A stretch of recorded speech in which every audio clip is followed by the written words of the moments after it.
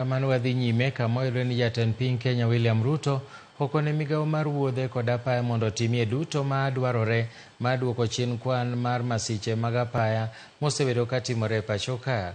Ruto omedo ni kwanno nyaka dog chien gi 50% kata moingo kanyo.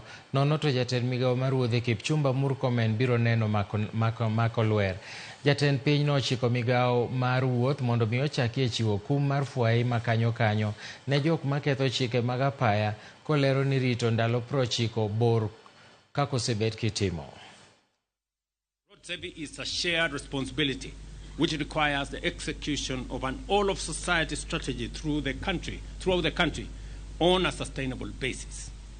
I urge all Kenyans to observe road safety and report violations as part of their civic duty under community policing. 1 year from now, we will have another meeting, and in that 1 year from now, Kipchumba Murkomen, you better come and report to us that the numbers are coming down. Otherwise, you will be in a lot of trouble. Dhoot mar oganda mar Abasheshe